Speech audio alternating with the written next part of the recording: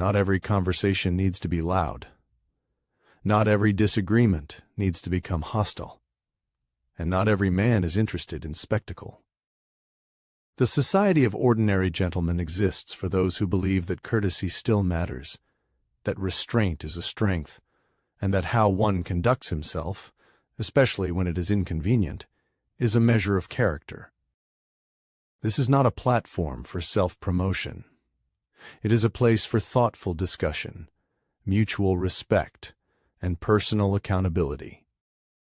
The Society of Ordinary Gentlemen is an online community with the mission of cultivating modern gentlemen by teaching skills, habits, and mindsets that elevate personal style, communication, health, and lifestyle through community, courses, and mentorship.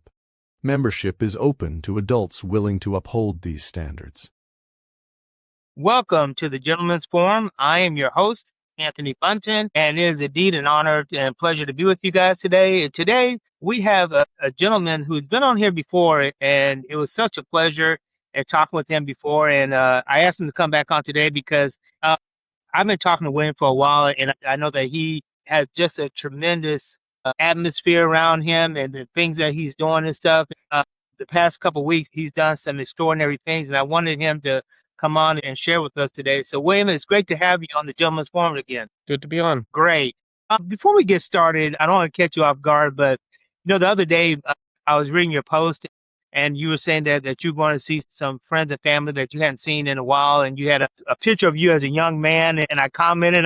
I said, wow, even as a young man, I said you were already very dapper. And you posted another picture. You said I wasn't always like that. And when I saw that picture, it just really floored me because it was like night and day. And I was like, whoa, is that really William? You were like, yeah, that was me. So real quick, can you give us a little history about yourself, what like growing up and how your transformation came? I think, yeah, so the second picture was definitely during my peak. I'm only going to wear black, period. I had this weird idea that black was just naturally good. And no, it's not. You should embrace all color when it comes to what you wear. So that was during college, and college was when I was slowly growing out of it. So that was probably sophomore year of college, and then junior year I really started dressing up more, partly because I knew I was going to become a teacher, and I knew I wanted to set myself apart from students. Also, there were things I was watching, the show Mad Men, the show The Night Manager, that made a big impression on me. And also, I did slowly get to have my own income, which was not something I obviously had as a young person. And I had my idea that like suits were always thousands of dollars in order to get them. And then I thought, oh, I'm just going to spill on them, so why should I bother? But I realized, no, you can't get affordable suits. Like the suit I'm currently wearing, I got for $90 out in a Christmas sale. So you can find those discounts if you look for them. I found online platforms like Real Men, Real Style, Gentleman's Gazette, things like that influenced me further. But it is interesting because I feel like I have always been interested in style. As I talked about in the last video, the old black and white movies, and I even created stories when I was a kid about a stylish villain, and I consistently noted that he had slick back hair, and well, look at me today, I have slick back hair. But I promise I'm not an evil villain most of the time. So having said that, now you said you were in that dark period of wearing all black. Was it gothic or just the black color in general? It was just the color. I never became a total emo. Okay. So as you started getting out of this, I'm glad you said that because I think there's such a misconception when it comes to men's style that so many men feel that in order to be well-dressed, you have to have a bespoke suit or a made-to-measure suit in order to look nice. And like you said, that you got on for $90. Like my blazer that I have on, I got this off of Amazon. It's not about the price. It's about the intention and the meaning behind it. You can take anything and take care of it and make it look nice. Yeah, Is that correct? And I mean, I think honestly, my suits are probably cheaper than the novelty T-shirts they sell. Yeah, this is true. It's true. A man will spend $300-400 for a pair of Jordans, but will not spend over $100 for a pair of dress shoes. It's funny, but when I saw that picture and you said that, it got me thinking. It's like this is what so many of our young people need to see. Not saying that they have to wear suits all the time, but what I'm talking about is the reason why change in you and how you came about that. Because as we talked before, me and you, it's not about having to wear a suit all the time. I mean, you do and I do, but it's like it's the mindset. Number one of growing up, and then number two of where you want to be in life and how you want people to see you. Is that correct? Yeah, I would definitely say so. I think Good. it's a chicken and egg thing, the more you wear a suit, the more comfortable you get in, the more, you lean a certain way and so forth. And, to a certain point where when you when if I did put on like those clothes you saw in that old college photo, I would not feel like myself anymore. Sure. I was telling a young man one day we were talking about, he said how he felt uncomfortable in a suit and that people watching him.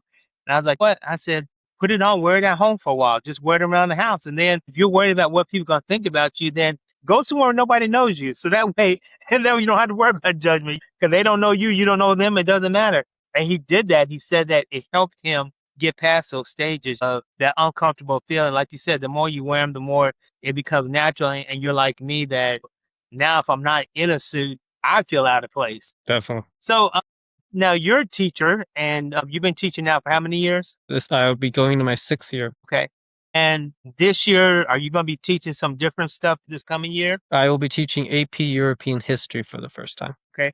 Now, I know that I've been following you on Real Man, Real Style, and you decided that you're going to take some trips during your summer break.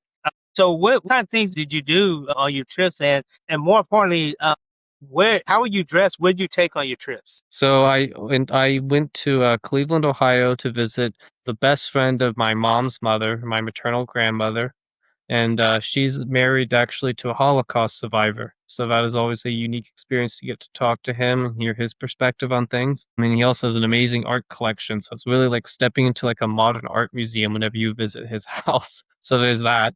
And then I went to upstate New York to visit my maternal grandmother's cousins, some way removed. I can't remember if it's twice or first, but regardless, cousins. And that was very nice. I got to go to a Robert Eastman Museum where we got to see historic photography. That was really nice because I always take inspiration from nature with my outfits. It's one of my go-to reference points of, does this look good together? Well, does this flower look nice? Yes? Okay, well then this could work here. So that's always fun. And I also went to a wine tasting. I personally don't drink, but it's still a lovely ambiance and atmosphere. And we had lovely French macarons, and I'll never turn down the chance for chocolate cookies. So those were very nice. In terms of what I pack, I always try to think about versatility. So I packed this seersucker suit because I knew it would go with a bunch of different shirt colors and tie colors. And then I also packed a double-breasted linen suit that I hung up in the car because I did not want it to become completely wrinkled by the time I wore it. Again, it was a beige color, so again, I knew it would be versatile with both the pinks and blues. I was already packing for the seersucker. And I do think that's an important point. You don't want to just pack, oh, this is a statement outfit.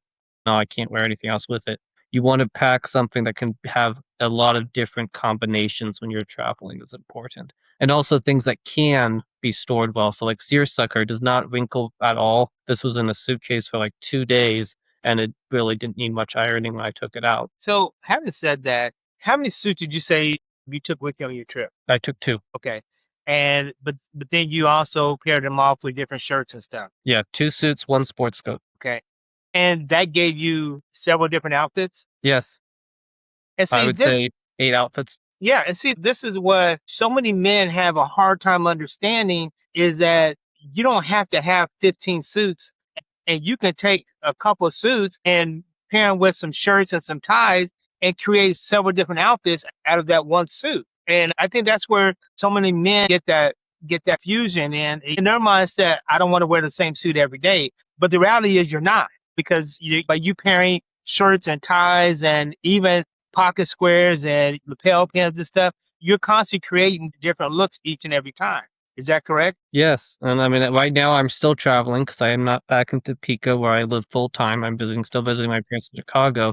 And so, I mean, I've had 4 suits and 2 sports coats this whole trip from about early June to now, and I have not worn the exact same outfit once with it, switching up ties, pocket squares, whatever. And that's amazing. I mean, you're talking about from June until now, and you travel with limited, but you create so many different options, and this is what so many men need to understand and realize that. And I think it's great. Now, On your travels, I think at one point, did you say you went to the Library of Congress or somewhere like that? So in Chicago, I went to the Chicago History Museum workshop on how to use documents from the Library of Congress. Okay. And was that in preparation for teaching, or just something that you just wanted to? Both. It's not something specifically for a lesson, but I thought, it's always good to be developing your mind. That's what I wanted to hear, because so many people, they think that, well, when they take a vacation, it can't be a learning experience. And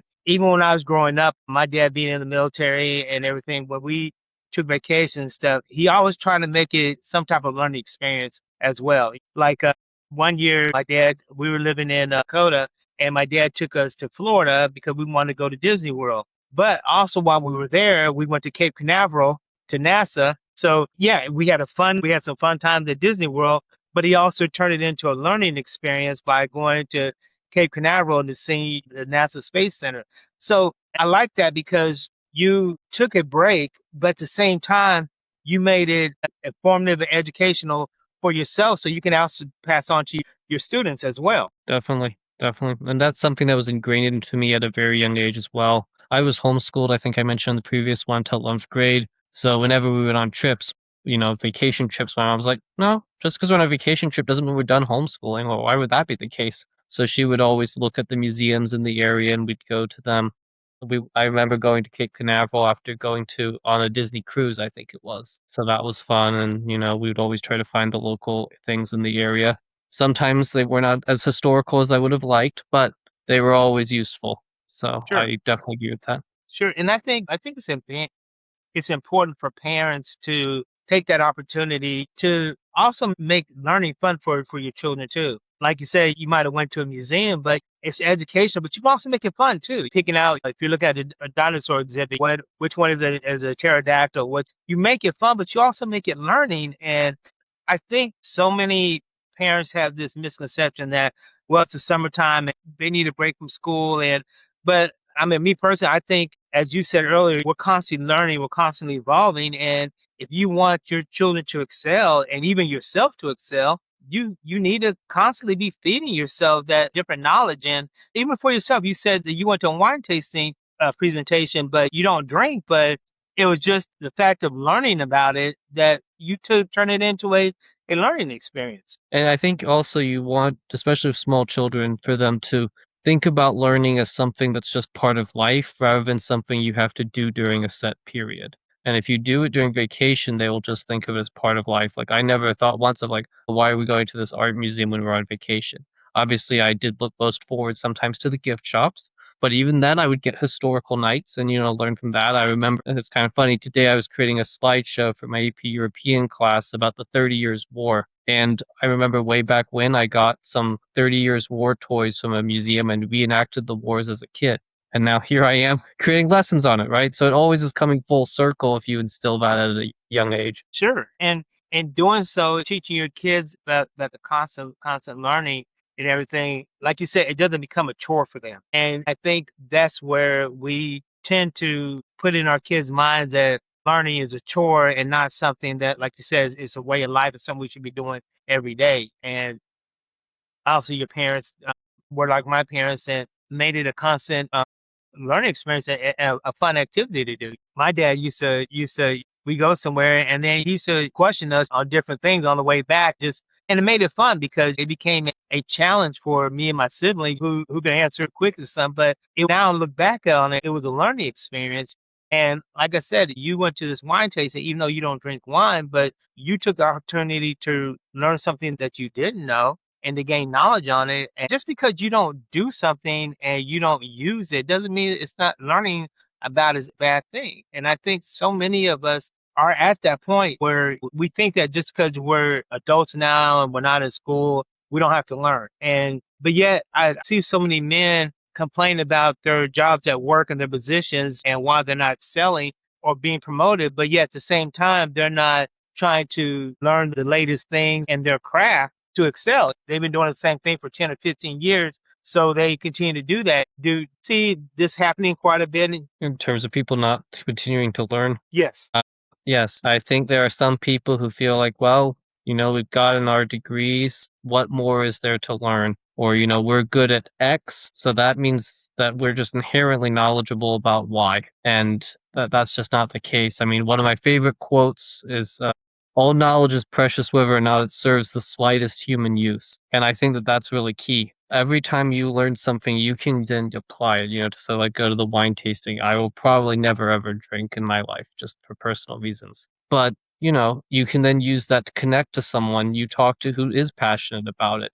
And that serves a use. It goes so back to sort of points I was making last time about connecting with other human beings. The more you accumulate, the more you can build your empathy skills. If you just stay shut off in your own particular area, you stay shut off from humanity. Sure. It's interesting that you said that about the wine and not drinking, but at the same time, if you happen to go to a function and you want to run a group of people and they're talking about wine and stuff, at least you have a knowledge of what they're talking about. So you don't feel displaced. And that's what it's all about. And I think also, William, that what you were saying earlier, people saying, well, I got my degree or I've learned this. They get this mindset, well, I've always done this the same way since I started this job. But things change, things evolve. And we have to keep up on things, even like yourself. Here you are on a spring or summer vacation break from school, which you could have been doing, hanging out at the beach or doing whatever. But at the same time, you were taking the opportunity to excel and grow yourself, but also so you can further help your students. And I commend you for that. I think that's great. When I was reading about you, learning about the Library of Congress and stuff, and just following what you were doing and stuff. And I was like, I've always wanted to go to places like the Smithsonian Institute, the Library of Congress. I've been to DC before, but certain places I haven't gone, but I've always wanted to go just so I could further engage my learning and learn different things. And I think it's great that you took this opportunity to travel and stuff. Now, most of these places, did you travel alone? No, I traveled with my parents. Okay, okay. So it was kind of like a family adventure for everybody. Did they go with you on these different places? Yes, they went there, yes. Just Awesome. not the history museum. Uh-huh. That was a professional thing. But in terms of the vineyard tasting, and my parents are big connoisseurs of wine tastings. They really love it. And they understand probably more about alcohol than I do, and I'm not trying to throw them under the bus and making saying things about them, but they just, after many years in academia, they enjoy imbibing. Sure. But at the same time, you were also spending time with your family and engaging something that they like as well. I think it's a great thing. Now, when you went to the museum, where did you find things that you could bring back to your students to share with them? So basically the workshop was on how can we create lessons that encourage student interrogation of the material. So for example, like rather than just saying the American Revolution happened, we give them guiding questions that they will then use as they learn about the revolution. And as they look at documents, they will sort of construct a narrative. So basically it's trying to encourage inquiry and those deeper levels of skills of critical thinking. And that's really why I signed up for it. One, because it was close, that was nice. But the real incentive was because I always say I want to talk with students rather than at students. And this encourages that, where students are taking an active role in the learning and where they are, becoming historians. Really, that is right. The overall goal when you teach social studies to kids, it's not to just have them regurgitate facts, it's for them to question and interrogate. And so what was really neat about the workshop was we got to tour the museum for about 2 hours, pretty much after hours, and look at the exhibits at our own time and really think about how could we use those things also in the lessons. And what I really love about the Chicago History Museum is it really does emphasize the lives of everyday people. So one of the exhibits was literally about Latinos in Chicago, and it was actually partially designed by Chicago students who visited the History Museum and were distressed about the lack of representation of Latin Americans. And so they wrote to the museum and they submitted these artifacts. And so you really get immersed in the people's culture. And that really is the goal, when you teach history also to kids. You want them to become immersed in the subject and to really feel like we know what these historical people have gone through. And that's something I'm constantly pushing myself to, again, to go back to what I was doing today on the slides of the 30 Years' War.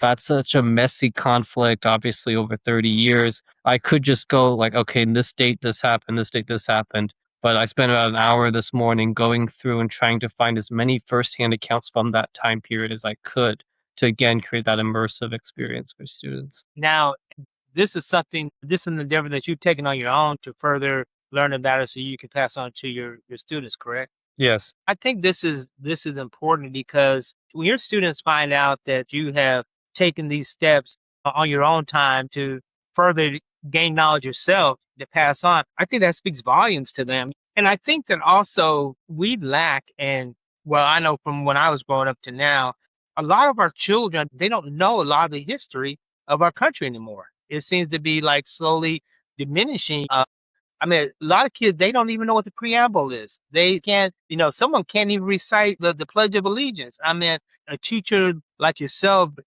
ensuring and bringing this stuff in is so important nowadays because I've traveled a lot and I've been to other countries and stuff and spoken with people from different nationalities. And it's amazing how their children can almost verbatim quote the history of their ancestors. But here in the United States, we got kids that don't even understand the Constitution or the Declaration of Independence or what the preamble is. When I was growing up, we had to recite these things and we've gotten away from that. And just so it happened, I was talking to a couple of men the other day in our live lounge in the Society of Ordinary Gentlemen, and a lot of men have gotten back into like myself writing with fountain pens and writing in cursive. A lot of schools don't even teach cursive anymore. The kids don't even know how to sign their name anymore. All they do is just print their name. I think this is certain qualities that we need to bring back and still back in our children again. How do you feel about these? I even agree. I agree. And it's another example of finding learning opportunities everywhere. I mean, to go to the Pledge of Allegiance, the kids can recite it robotically. But one of the things I asked them about is like, do you notice what you say at the end? And they're like, what part exactly? Like the under God part. Let's use that as a teaching moment. Why do you think the under God part was added? And then that can lead to a discussion of the early 1950s and McCarthyism and how that was added later. And so that can really get kids to like, oh my gosh, something we just do every day without thinking has this whole interesting political story to it. So I think that that's really important. Also, as somebody who taught AP Gov, I definitely understand what you're saying about the Constitution. I remember one of the lessons was on the First Amendment. I was like, oh, okay, this will be easy. They all know the First Amendment. No, not really. I think sadly the constitutional amendment they're most familiar with is the Second Amendment, the right to bear arms. And that's a very important amendment, but feels like there's other amendments that we should really know as well, too, where we can just recite it off the brain. And that Second Amendment, they only know that because of what they heard, which gives in their mind, oh, well, I can carry a gun. They don't understand what the amendment really meant and what the purpose behind it was. Well, they know, like you said, they become robotic to what was said, and they really don't understand it. They just know that, hey, this allows my dad to carry a gun. They don't understand the reason why it was created and what it really means. And you're right. I think there are so many other amendments that not to negate the first or second, but there's so much about history that we don't know. Even adults don't know. They only know what they were told or what somebody said, but they don't understand the meanings behind it. And what's truly tragic is also even their own personal lives they don't really know about. So, like, I have a project in my race and ethnic relations class where I ask the kids to do an oral history project where they interview some older member in their family about something that's happened to them. So I often say, like, okay, when they're struggling to think of topics, when were your parents born? I don't know. Well, roughly, like, what decade? I don't know, okay. So that's a little alarming to me, or, "Oh, my father served in some war, I don't know." And that's scary to me, I think it's especially if you have a parent who's been a veteran, you need to learn their story and what they went through. Obviously, maybe there's some things they won't share, they'll never be comfortable sharing, but you need to know what conflict they served in, especially as we're now, of course, in a new war with Iran. What lessons can we take from maybe the war in Iraq to this war? It's important. And so, I think I'm not somebody who says, we need to put students, in a public square and wave a bell and yell shame at them. But I do think that sometimes it is helpful to feel that embarrassment so that your curiosity can be awakened. And I think, as you were saying so eloquently about knowing that their father or their mother served in a war, but knowing what led up to that war and the reason behind it. Because as we know, like you said, right, we're currently engaged in a conflict with Iran, but this isn't something that just happened for the past 6 months. This has been something that's been building up from years ago, decades ago, and there have been wars have been fought and still fighting right now that our children don't even know going on. Uh, Most of them don't even know about the wars going on in Ukraine, you know. And I think we're not educating our children enough. And I'm not saying they have to go 7 days a week, 18 hours a day, but I mean the information that's being put out is not being as in depth and important. And I love what you do with your students that you take upon yourself. Not that your principal is saying, when this summer you have to go and learn this. This is something that you did on your, for yourself to better educate yourself so you can better educate your students. And I just find that so commendable. That's why I wanted you to come on today, because when I saw this and I was like, wow, here he is spending his with which most teachers be, hey, I need a break from the kids. I need a break from the school system. But and which I'm not knocking that, but I'm just saying that the fact that you're like, okay, I'm gonna be taking on a new class this year and I want to be prepared. And here you are, like you saying this morning, you're preparing slides for and school doesn't start for you until what, next week? 2 weeks from Friday. Okay. So like here where I'm at, my grandson started class last Thursday, but here you are, you still got time before you have to be back in school, and yet you're already preparing your lessons and stuff for the upcoming year.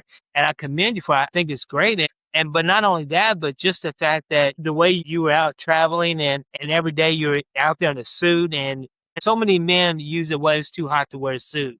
It's too hot to wear a tie, but you weren't just out there showing off. This is your lifestyle. This is what you do. And I was looking every day, you're posting pictures of where you were and stuff. And not once did I see you in sweatpants or cut off shirt or anything. I mean, you always in a suit and a tie. And I know it's probably just as hot where you're at as it is where I'm at, but that didn't stop you. Too many men use comfort as an excuse for not without looking nice. And it's not about impressing anybody. It's about who you are yourself and representing yourself and representing your family and representing those that you know and stuff. I think it's awesome.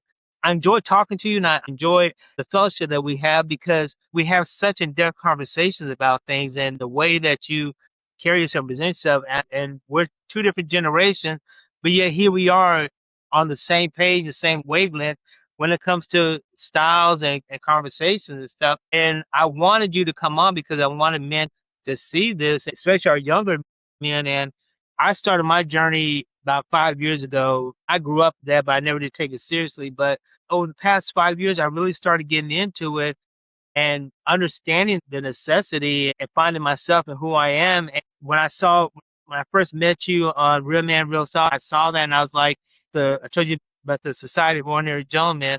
And I was like, he would be perfect for a member of society because you have such great qualities that our young people need to see and qualities that even our older men, they need to see and encourage to do the same. And I'm honored to have you as a friend and to have you on here because you bring so much enlightenment to so many things. And the fact that you were out there this summer and traveling. Now you went to New York too, correct? Yes. Now, when you were up in New York, what did you do up there? So that was where I went to do the vineyards, but I also went to the cemetery where I had the good fortune and privilege of visiting the graves of both Susan B. Anthony and Frederick Douglass. And that That's was definitely very meaningful. Yeah, that's why I was going to ask. I remember seeing a picture. Which cemetery was this at? Do you recall? This was New Hope Cemetery in Rochester. Okay, no, Rochester. Columbus, Okay. Iowa. And now, were these two in the Mount Hope. same? I'm sorry. Mount Hope, not New Hope. Mount Hope. Okay. Now, were these in the same location or were they two different Yeah, places? they're both in the same cemetery. They're somewhat far apart, but not that far. Maybe like a 6 to 10 minute walk. Were there any other ones that famous people that were in that same area? There was also William Warfield, and there was also somebody who helped decide, you know what, maybe we should connect the railroads in the U.S. So he really was instrumental for having the first transcontinental railroad. So it has some numerous famous people. So now, how did you come across these areas? Was it something that you planned or you just happened to come So my across? my mom's cousin who lives there, I think she's lived there for maybe her entire life, and she's almost 80. So she knows everything there is to know about that area. I mean, she could talk for 4 days and still have infinite stories about that area. It's truly awesome, you know? And so she just went through like all the things we could do. And I was like, well, I'm not going to miss a chance to visit those graves, you know, and pay my respects to those two people who were so instrumental to pushing the US forward. So we were able to go there on the last morning I was there. That's awesome because, and again, some people say, "Oh, well, it's a cemetery," but it's not the fact it's a cemetery; it's the history behind the people that are there and what happened. I had a chance several years ago. I was going to a conference, and I just had go to Williamsburg, and I actually had a chance to visit some of the colonial places and stuff. And I actually was able to go into the church where George Washington prayed before he went into battle, and just so many historical places. And I never thought anything about any of these places other than hearing about them. But to actually, like you said, to walk on the same grounds where battles took place, where people lost their lives, and people that had history or made history, I don't know, it just brings something, a whole meaning to what was going on and the price that was paid. And I think that's something we take for granted is the price that was paid by so many people, even for the fact that, like you were saying earlier, that some of the shows that you watch that help you in your transformation. I look back on like talking about Mad Men and things like that. And when I see the way people dressed back then and the way they conduct themselves, it was encouraging to me. I was like, I want to have that type of aura about me. I want to have that type of demeanor about me.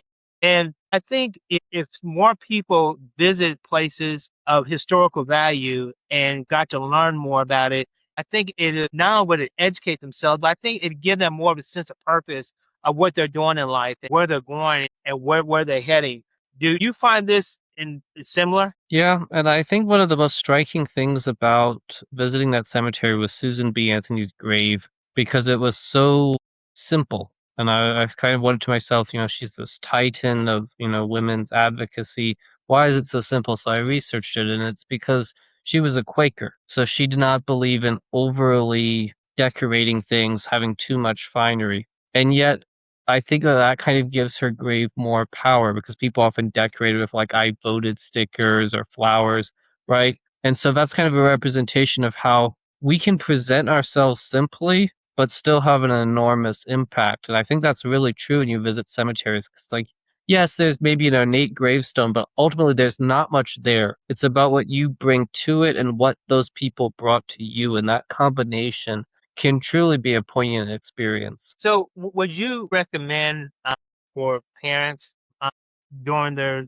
children's spring break and vacations to make it part of a learning experience? And I'm not saying that they have the whole time that they're on spring break or vacation or spring break that they have spent all their time learning, but would you recommend that parents take some time to try to find something educational to impart into their children? Certainly beats iPad games. Is But exactly. yes, I definitely would, and, like, what I would think would be really powerful and really meaningful is there's a lot of military cemeteries across the country. If, let's say, you're in DC, you can do fun stuff too, but maybe go to the Vietnam Memorial, and if you even if you don't have a family member there, let's say you don't have a family member who served in Vietnam, find 3 names and then try to find information about them online. Have your kids try to do that as, like, a spring break project or a summer project. Have them grow from that experience because there's a reason the Vietnam War Memorial is so powerful because it does invite that contemplation. And I think that, you know, your kid might initially start complaining, but the more they'll actually learn about the person, the more they will grow from it. And I know from personal experience because I do have my students create their own memorials in one of my classes. And they're always initially like, "Huh, I don't know, you know, we're not artists, whatever." But they really do eventually get into it, and it really helps them think about the material in a new way. Again, you want to get people immersed into the world of learning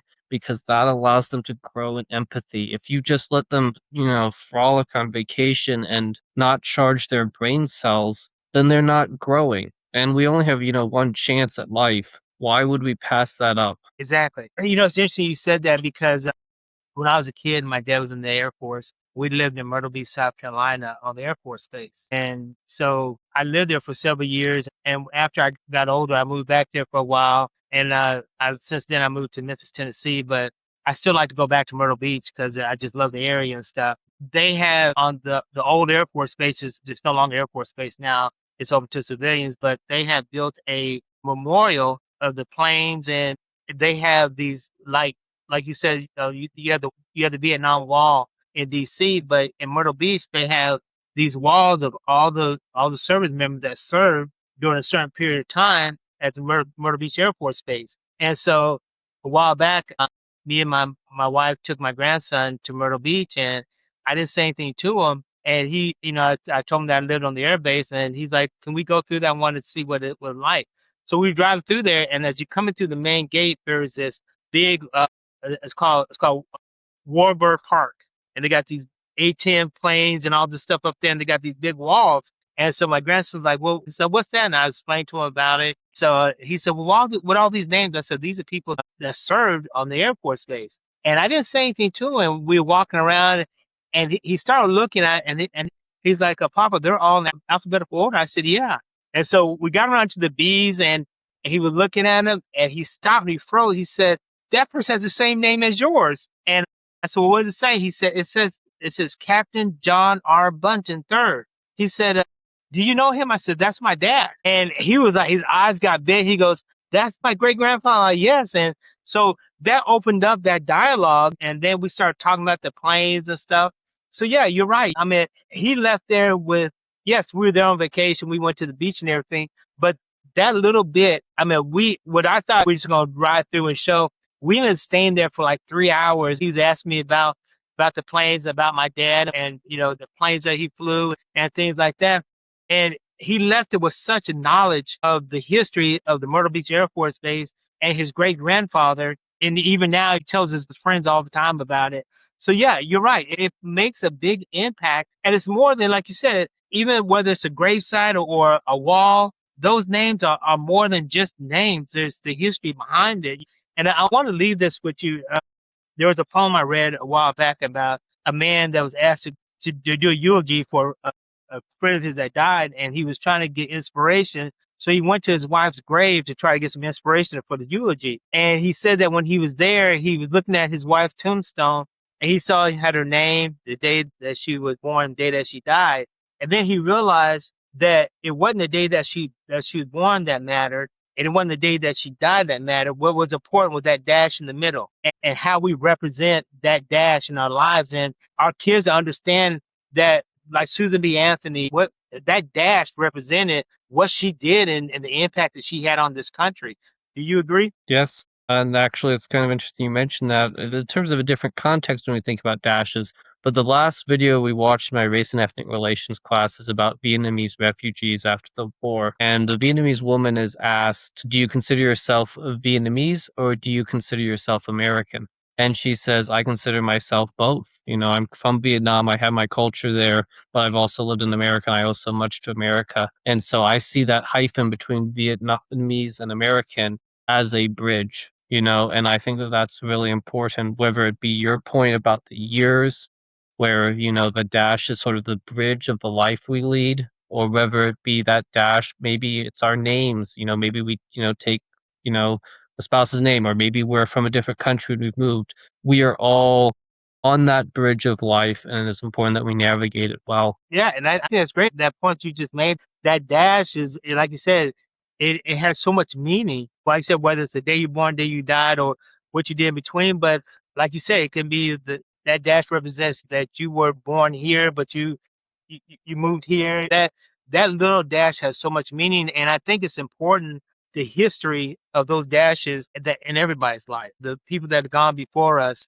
And I love the fact that you took the time this summer to go and expound on the knowledge that you can bring and share with your students. This is what it's all about, is informing our young people and helping them on that journey in life. And it's not always about style and clothing, but it's about, you can't understand where you're going until you understand where you've been and where you're from. So many people walk aimlessly through life because they don't know where they're from. They don't know their history. and why things happen the way they happen. And then, I mean, we could talk for hours going back to slavery, even the Crusades and everything. All these things have meanings. Those things that happen brought about so much change, even that affect us even today. And so it's important for us to understand this stuff. And William, I'm glad that you came on today, and I hope that later on, I know when school starts, you're going to be busy, but I'll still love to have you to come back on again and talk some more about some things, because it's always a pleasure to sit down and talk to you. And I want to thank you for being here. I want to thank you for talking to the men in here. I want to encourage all the men that are watching the video or listening. If you have children or you have young people around you, take that time and part into their lives. Speak some positive things in life. There's so many negative things going on around us and stuff, and you might be that only ray of hope that they see that day. We have an obligation as men to lead by example and to help these young people find their way through life. And that's why I encourage all these men that are listening and watching about the Society of Ordinary Gentlemen. It's a great organization for men that are trying to find the way in life. If you want to learn how to be a gentleman, if you want to learn how to better yourself, the Society of Ordinary Gentlemen is a great place to start. And there's so many ways you can go to the website, which is listed right here below, www.beagentleman.org, or you can go to the society channel on School, SKOOL, is right here, and you can search for Society of Ordinary Gentlemen and you can join. It's a great place for you to learn how to be a gentleman. And William, I want you to know too that I am so committed to this that I'm in the process of starting a junior society of ordinary gentlemen for young men ages 14 to 18 to help groom them into being young men. You give them those skills and the knowledge and stuff. And and once I get that going, I'd love for you to come on to the Junior Society and talk to the young men as well and share your history and your experience with them. But it is such a pleasure to have you always, William, and I thank you for taking the time out on your vacation and stuff to spend the time with us. And gentlemen, I want to thank you guys for visiting with us today and joining today. And I challenge you to be the best version of yourself as a gentleman that you can be. And I look forward to seeing you guys on the next episode of the Gentleman Forum. William, thank you so much for coming. And Thank you. I would love to have you come back on once you get settled in the school system and things slow down for you, and share with us what's going on with your students and stuff, because I know that your kids are going to be so glad to see you this coming year, because I know even though some of your students graduated and stuff, I know that there are a lot of students that know you in your classes and in school and are going to be looking to see what kind of food and what kind of knowledge Mr. Williams is going to bring to the school year. So thank you again, and I'm so glad you're here. And gentlemen, we'll see you next time on the Gentleman's Forum. God bless you and have a great day.